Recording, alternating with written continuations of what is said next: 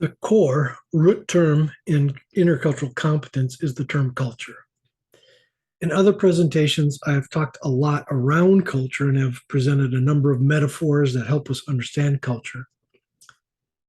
I've also talked about the history of the development of the concept of culture, but it's time to consider a variety of definitions of culture with the idea that you should come up with your own working definition that you can carry with you as you continue to encounter other cultures and try to understand them.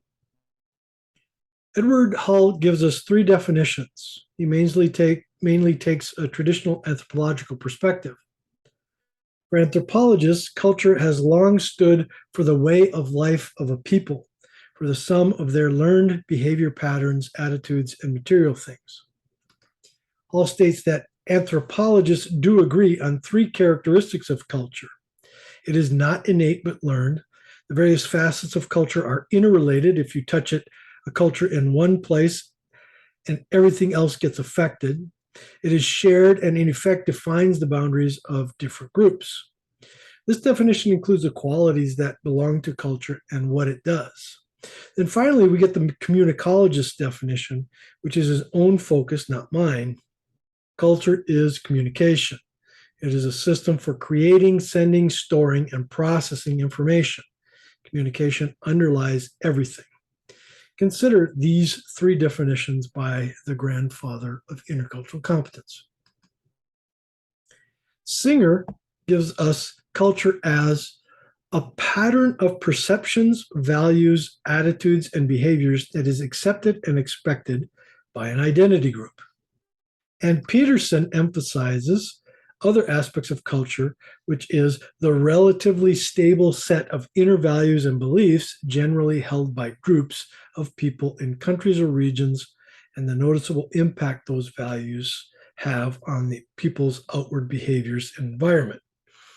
These two definitions are largely compositional, as culture consists of perceptions, inner values, attitudes, outward behaviors, and all of these other compositional elements.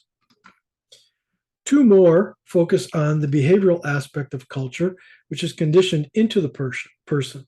Hofstede's definition gets adopted by many as a modern, digitally apt explanation. Culture consists of shared mental programs that condition individuals' responses to their environment. Or good enough gets cited for culture consisting less specifically of whatever it is one has to know or believe in order to operate in a manner acceptable to its members.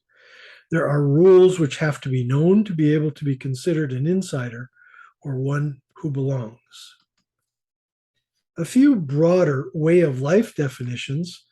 The total way of life of a people composed of their learned and shared behavior patterns, values, norms, and material objects.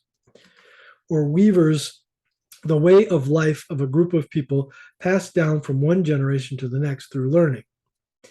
These definitions get at the acquired, conditioned, unconsciously learned behaviorist aspect of belonging to a culturally different group, as well as the passing on from generation to generation, making it traditional. You can't make it up. You're born into it or are adopted by it. A few more combining some of the above. From Globe Project, culture is shared motives, values, beliefs, identities, and interpretations or meanings of significant events that result from common experiences of members of collectives that are transmitted across generations.